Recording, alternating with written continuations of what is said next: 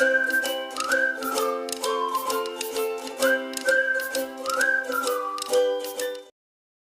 And welcome students. इस video में हम लोग पढ़ेंगे CG board class 10th English का यूनिट 4 एडोलेसेंस के reading A Swami is expelled from school को। इस लेसन का एक्सप्लेनेशन हम लोग इस वीडियो में देखेंगे और नेक्स्ट वाले वीडियो में इसके क्वेश्चन आंसर्स को स्टार्ट करते हैं। Reading A Swami is expelled from school. The headmaster entered the class with a slightly flushed face and hard ominous look in his eyes. जो एक स्कूल का यहाँ पे सिनेरियो है कि एक हेडमास्टर हैं जो स्कूल में एंटर होते हैं। हेडमास्टर मतलब कि वो स्कूल होगा जो कि सिर्फ 8th स्टैंडर्ड तक हो, तो वहाँ का जो प्रिंसिपल रहता है, एक्चुअल में वहाँ पे प्रिंसिपल्स नहीं रहते हैं, हेडमास्टर्स रहते हैं जो मेन है वहाँ पे। जैसे बाकी स्कूल्स में प्रिंसिपल होते हैं वैसे ही मिडिल स्कूल्स में हेडमास्टर्स का वही रोल रहता है। तो वो एक क्लास में एंटर करते हैं with slightly flushed face. Flushed face मतलब यहाँ पे होगा कि गुस्से से एकदम लाल सा चेहरा, तो वैसा वो फेस लेकर के क्लासरूम में एंटर करते हैं और एकदम हार्ड ओमनियस लुक मतलब कि गुस्से में वो देखते रहते हैं सबको। Swaminathan wished that he had been anywhere but there at that moment. तो स्वामीनाथन जो वहाँ पे एक स्टूडेंट है, उनको ऐसा लगता है कि काश वो इस वक्त कहीं भी होते लेकिन उस जगह पे प्रेजेंट ना होते। The headmaster served the class for a few minutes and asked. जो हेडमास्टर है वो उस क्लास में कुछ देर तक इधर उधर घूमते हैं और उसके बाद पूछते हैं, are you not ashamed of coming and sitting there after what you did yesterday। क्या बोलते हैं कि कल जो तुम किए उसके बाद आज वापस से आकर के यहाँ बैठने में तुम लोगों को शर्म नहीं आ रहा है। Just a special honour to them he read out the names of dozen students or so that had attended the class. तो बोलते हैं कि जो लोग क्लास अटेंड किए थे, लगभग वो 12 या उससे ज़्यादा स्टूडेंट्स का नाम लेते हैं कि इन लोग क्लास अटेंड किए थे, इनके लिए एक स्पेशल ऑनर। और उसके बाद he read out the names of those who had kept away and asked them to stand on their benches. तो जो क्लास अटेंड किए थे उन लोगों के लिए वो उनका तारीफ करते हैं और जो नहीं आए थे उन लोग का नाम लेकर के उनको खड़े हो जाने बोलते हैं अपने अपने प्लेस में। He felt that punishment was not enough and asked them to stand on their desk. तो पहले वो अपने जगह पे उन लोगों को खड़ा करते हैं, उसके बाद फिर उनको लगता है कि ये पनिशमेंट इन लोगों के लिए काफ़ी नहीं है, तो फिर वो क्या बोलते हैं कि अब अपने डेस्क के ऊपर खड़े हो जाओ। Swaminathan was among them and felt humiliated at that eminence. तो जब ऐसा होता है तो स्वामीनाथन जो है वो उनको बहुत ज़्यादा ह्यूमिलेटेड मतलब बहुत शर्मिंदगी महसूस होता है, एमिनेंस मतलब उस एक्ट पे। देन दे वर लेक्चर्ड, उसके बाद अब उन लोगों को लेक्चर दिया जाता है। When it was over they were asked to offer explanations and one by one. तो क्या होता है, पहले लेक्चर दिए और उसके बाद अब उनको बोला जाता है कि एक एक करके सब अपना अपना रीज़न बताओ, एक्सप्लेनेशन दो कि क्यों एब्सेंट थे। One said that he had an attack of headache and therefore could not come to school. तो उनमें से एक स्टूडेंट क्या बोलता है कि उसका सर दर्द हो रहा था इसलिए वो स्कूल नहीं आया। तो मेडिकल सर्टिफिकेट मांगा जाता है उससे कि तुम मेडिकल सर्टिफिकेट लेकर के आना। सेकेंड जो स्टूडेंट था वो फिर यहाँ पे, while he had been coming to school on the previous days, someone had told him that there would be no school and he had gone back home। Second student क्या बोलता है कि वो स्कूल आ रहा था लेकिन कोई उसको ऐसा बोला कि आज छुट्टी है और इसलिए वो घर वापस चला गया। तो हेडमास्टर बोलता है कि that if he was going to listen to every loafer who said there would be no school he deserve to be flogged. Flog का मतलब होता है स्टिक से मारना। तो यहाँ पे हेडमास्टर बोलते हैं कि अगर तुम ऐसे आते जाते किसी भी लोफर का बात सुन करके अगर वापस घर जाने लगे ना तो एक भी दिन स्कूल नहीं आ पाओगे और इसके लिए तुमको पनिशमेंट मिलना चाहिए। और वही पनिशमेंट क्या है कि उसको स्टिक से बीट करते हैं। Anyway why did he not come to school and verify. तो वो बोलते हैं उसको वेरीफाई करने के लिए कि तुम स्कूल क्यों नहीं आए इस चीज़ को। तो कोई आंसर नहीं आता है। The punishment was pronounced 10 days attendance cancelled, ₹2 fine and whole day to be spent on the desk. क्या पनिशमेंट मिलता है कि 10 दिन का अटेंडेंस काट लिया जाएगा, ₹2 फाइन लगेगा और उसको पूरे दिन डेस्क के ऊपर खड़ा रहना रहेगा। अब देखो यहाँ पे ₹2 बहुत वैल्यू रखता होगा जिस टाइम पे ये स्टोरी लिखा गया होगा, इसलिए यहाँ पे ₹2 लिखा है। आज के डेट के हिसाब से देखेंगे तो दूसरा अमाउंट लिखा होता। थर्ड पर्सन क्या बोलता है, ही had an attack of headache, उसको भी हेडेक हुआ था। फोर्थ वाले का भी कहना है कि उसको स्टमक एक हुआ था, मतलब पेट दर्द हो रहा था। फिफ्थ का कहना है कि उसकी ग्रैंड मदर का डेथ हो गया था अचानक से, और जब वो स्कूल के लिए आ रहा था उसी टाइम पे। तो हेडमास्टर क्या बोलते हैं कि एक लेटर लिखवा करके लेके आओ अपने फादर से कि तुम्हारी ग्रैंड मदर का डेथ हो गया था। तो वो बोलता है कि उसके फादर हैं ही नहीं। तो बोलते हैं तो तुम्हारा गार्डियन कौन है? तो फिर वो बोलता है कि मेरी ग्रैंड मदर ही थी। तो फिर इनका कहना है लेकिन ग्रैंड मदर तो मर गई। तो उसके बाद में फिर ये क्या बोलता है कि नहीं, मेरी दूसरी ग्रैंड मदर। तो हेडमास्टर को अब गुस्सा आएगा, ऑब्वियस है। वो पूछता है कितने ग्रैंड मदर्स हैं तुम्हारे पास? तो वो कोई आंसर नहीं देता है वो बच्चा।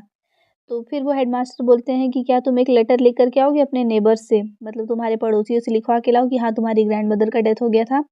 तो फिर वो बोलता है कि नहीं, वो ऐसा नहीं कर सकता। फिर पूछते हैं क्यों, तुम्हारे नेबर्स भी नहीं है क्या? तो फिर यहाँ पे इसका आंसर आता है कि नहीं, मेरे नेबर्स को पढ़ना और लिखना नहीं आता है क्योंकि वो लोग सब इलिटरेट हैं। और illiterate part of element street, ये जगह का नाम है जहाँ वो रहता है। तो उस जगह का जो इलिटरेट वाला हिस्सा है वहाँ के वो लोग हैं और उन लोगों को पढ़ना नहीं आता है।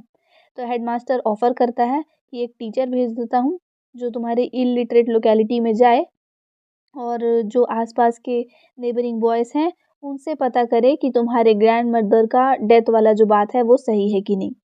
अ pause, some perspiration, and then the answer that the neighbors could not possibly know anything about it since the grandmother died in the village। क्या होता है, कुछ देर तक एकदम शांति हो जाता है वहाँ पे, और जो बच्चा ये सब बहाना बना रहा था उसको पसीना आने लगता है। ठीक है, पर्सपिरेशन का मतलब होता है पसीना आना, तो उसको डर के मारे पसीना आने लगता है। और वो बोलता है कि मेरे नेबर्स को इसके बारे में पता नहीं होगा क्योंकि जो मेरी ग्रैंड मदर है उनका डेथ विलेज में हुआ था। तो हेडमास्टर फिर उसको हिट करते हैं ऑन द नकल्स। नकल्स का मतलब होता है कि उसके फिंगर का जो जॉइंट्स होगा वहाँ पे एक केन के हेल्प से, मतलब एक स्टिक था उनके पास में, और उसको स्ट्रीट डॉग बोलते हैं गुस्से में। और अनाउंस करते हैं कि उसको 15 डेज़ का सस्पेंशन दिया जाएगा क्योंकि वो बहुत बड़ा झूठ बोला इनसे। उसके बाद अब स्वामीनाथन का टर्न आता है और वो एकदम हेल्पलेसली इधर-उधर देख रहा होता है, उसको बहुत डर लगता रहता है। Rajam sat on the third bench in front and resolutely looked away. He was gazing at the blackboard intentionally. तो इंटेंटली मतलब पूरे इंटेंशन के साथ ऐसा बोल सकते हो कि इसका क्लासमेट है समझो राजम, तो वो थर्ड बेंच में बैठा हुआ था। और जैसे आप बहुत ज़्यादा टेंशन में होते हो तो ऐसा नहीं लगता है कि अरे कोई तो देखो, कुछ तो मेरे को कोई रीज़न दे दो या कुछ किसी तरह से हेल्प मिल जाए। तो वो अपने दोस्त की तरफ बड़े आस से देख रहा होगा कि यार कुछ तो मेरे को बता देगा कि ये बोल ले ऐसा कुछ। लेकिन उसका दोस्त क्या करता है, या फिर यूँ कह लो दोस्त है कि नहीं वो तो मेंशन नहीं किया है, लेकिन क्लासमेट है जो कि कंटिन्यूअसली सामने देखते रहता है और स्वामीनाथन उसके पीछे खड़ा है। तो उसको समझ में आता रहता है कि वो जानबूझ के मेरी तरफ नहीं देख रहा है। But yet the back of his head and the pink ears were visible to Swaminathan. It was an intolerable sight.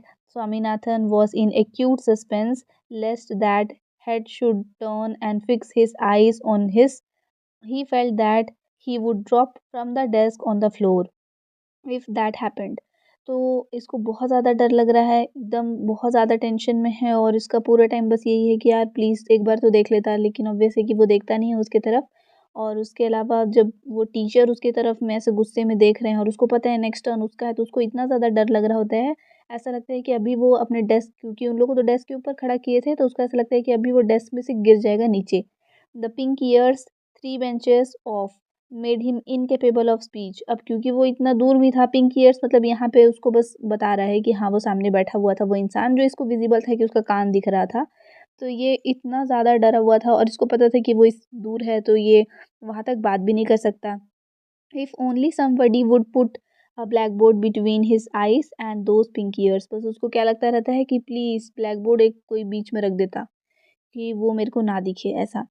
तो he was deaf to the question that the grand master was putting to him. जो headmaster है वो उसको questions पूछ रहे थे और उस वक्त ये एकदम ब्लैंक था एकदम, तो इसको कुछ सुनाई ही नहीं दे रहा था। एक रैप मारते हैं वो उसकी बॉडी पे हेडमास्टर, जो उस स्टिक के हेल्प से, और वो अपने होश में आता है। Why did he keep away yesterday, पूछते हैं why did you keep away yesterday, कल तुम क्यों नहीं आए थे? तो स्वामीनाथन जो है वो यहाँ पे उसका फर्स्ट इम्पल्स क्या रहता है, मतलब अचानक से, कि was to protest that he had never been absent. उसका क्या मन करता है कि वो बोल दे कि मैं तो एब्सेंट था ही नहीं, मैं तो आया था स्कूल। लेकिन वहाँ पे अटेंडेंस रजिस्टर भी तो है, तो वो ऐसा नहीं कर सकता था। तो वो क्या बोलता है, नो, नो, बस इतना बोलता है और एकदम चुप हो जाता है। मतलब वो क्या चाहता था कि वो बोल दे कि नहीं, नहीं मैं तो प्रेज़ेंट था। तो बोल रहे हैं कि तुम क्यों एब्सेंट थे कल? तो वो नो, नो करता है और एकदम चुप हो जाता है। स्टोन्ड मतलब एकदम पत्थर बन जाता है जैसे। I tried to come but they took away my cap and burnt it. क्या बोलते हैं, मैं आना चाहता था लेकिन वो लोग मेरा कैप ले लिए, जला दिए। बहुत सारे स्ट्रॉन्ग लोग जो हैं वो मेरे को नीचे गिरा दिए।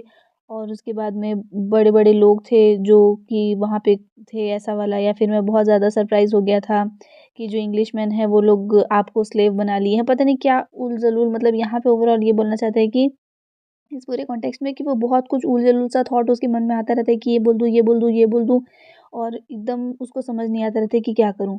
तो वो एक्सप्लेनेशन नहीं दे पाता है और वो एकदम उसका सर दर्द होने लगता है, ऐसे सर घूमने लगता है, ऐसा सारा उसके साथ में होते रहता है।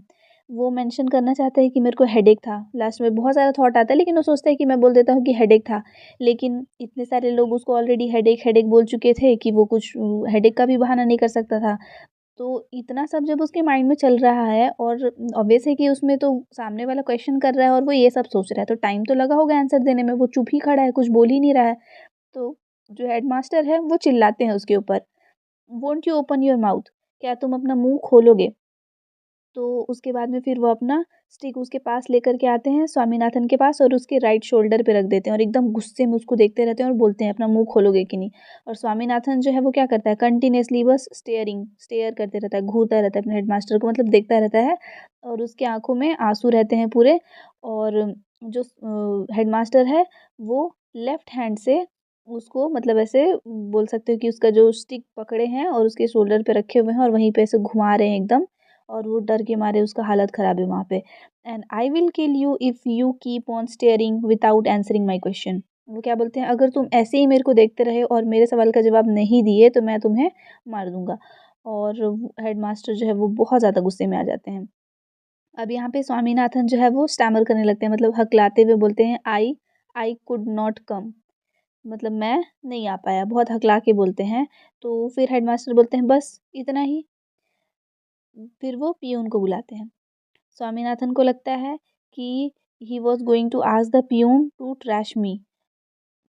If he does any such thing, I will bite everybody dead. The peon came. The headmaster said to him, now say what you know about this rascal on the desk. तो यहाँ पे जब वो कुछ भी नहीं बोलता है तो वो पियून को बुलाए हेडमास्टर, और हेडमास्टर पियून को बुला के पूछते हैं कि बताओ तुम इसके बारे में क्या जानते हो। मतलब वो लड़का वहाँ पे खड़ा था तो ऑब्वियस है ना कि जो पियून है उन लोग को पता रहता है बच्चों के अदर एक्टिविटीज़ के बारे में, तो वैसे बुला कर के पूछते हैं कि बताओ तो इसके बारे में क्या जानते हो तुम? तो जो पियून है वो स्वामीनाथन को देखता है और उसके बाद में बोलता है, did not I see you break the panes. वो बोलता क्या है, कुछ दिनों पहले ही ना ये वहाँ पे गलती कर दिया रहता है। जो वेंटिलेटर्स रहते हैं ना हेडमास्टर के रूम्स के, उसके पेन्स को वो तोड़ देता है। मतलब कि वेंटिलेटर मतलब ये है कि हवा आने जाने के लिए जो बना हुआ है, खिड़की नहीं बोलेंगे एग्जैक्टली, बस एक जैसे जगह है वहाँ से हवा आते जाते रहे, रूम फ्रेश रहे उसके लिए। तो उसमें पतले पतले पेन्स लगा के, मतलब आप इमेजिन कर पा रहे होगे खिड़की के जैसा ही होता है लेकिन रूम में ऊपर की तरफ बना हुआ होता है। और बस वो कवर्ड रहता है जाली जैसा थोड़ा सा, या फिर कुछ पतला पतला लगा रहे उसमें, ताकि बस वो एरिया कवर हो जाए, वहाँ से कुछ आए जाए नहीं, हवा आ सके, रोशनी आ सके। तो वैसा है, तो उसको वो तोड़ दिया रहता है कुछ दिन पहले ही, और जो पियून है वो देखा रहता है। तो हेडमास्टर बोलते हैं वहाँ पे कि मेरे वेंटिलेटर्स का। जैसे ही वो बोलते हैं पेन्स तुम तोड़े थे, तो बोले मेरे वेंटिलेटर्स का। तो यहाँ पे कोई चांस नहीं था स्वामीनाथन का कि वो बच पाए। तो स्वामीनाथन जो है वो कंटिन्यूअसली क्या करता है, बेवकूफ़ जैसे उनको देखता रहता है और उसको पड़ता है एक और वैक, मतलब एक और छड़ी मारते हैं हेडमास्टर उसके पीठ पे। और headmaster demanded what the young brigade had to say about it. पूछते हैं कि अब इसके बारे में तुम क्या बोलना चाहोगे। और ऑब्वियसली उसके पास में कुछ नहीं होता है बोलने के लिए। It was a fact that he had broken the panes, और वो सच था, वो तोड़ा ही है, तो अब वो क्या ही बोलेगा उसमें।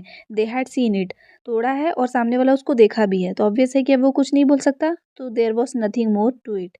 ही had unconsciously become defiant and did not care to deny the charge.